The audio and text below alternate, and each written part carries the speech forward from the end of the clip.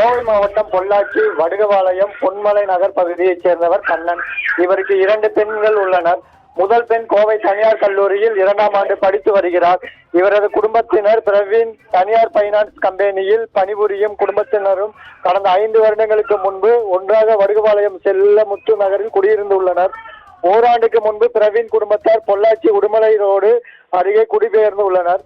ஆனால் பிரவீன் கல்லூரி மாணவி அஸ்ரிதாவை ஒருதலைபட்சமாக காதலித்து வந்ததாகவும் மலுமிச்சம்பட்டி நேரு மகா வித்யாலயா கல்லூரியில் 2ஆம் ஆண்டு பிஎஸ்சி கம்ப்யூட்டர் சயின்ஸ் படிக்கும் மாணவி தனது முகநூலில் தனது நண்பர்களுடன் இருக்கும் புகைப்படத்தை பதிவு செய்துள்ளார். இதில் ஆத்திரமடைந்த பிரவீன் கல்லூரி மாணவியிடம் சண்டை போட்டுள்ளார். முதல் கட்டத்தில் மாணவி இருக்கும் வீட்டிற்கு சென்று சராமாரியாக குத்தியுள்ளதாகவும் இதில் மயக்கமடைந்த மாணவி அக்கம் பக்கத்தினர் மீட்டு பொள்ளாச்சி அரசு மருத்துவமனைக்கு கொண்டு சென்றனர். ஆனால் மாணவி ஏற்கனவே இறந்துவிட்டதாக மருத்துவர்கள் தெரிவித்துள்ளனர். மாணவியின் உடல் பொள்ளாச்சி அரசு மருத்துவமனையில் பிரேத பரிசோதனைக்காக வைக்கப்பட்டுள்ளது.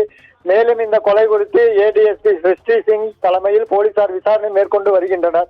இந்நிலையில் நிதி நிறுவன ஊழியர் பிரவீன் மேற்கு காவல் நிலையத்தில் சரணடைந்துள்ளார். கல்லூரி மாணவி கொலை செய்த சம்பவம் அப்பகுதியில் பரபரப்பை ஏற்படுத்தியுள்ளது.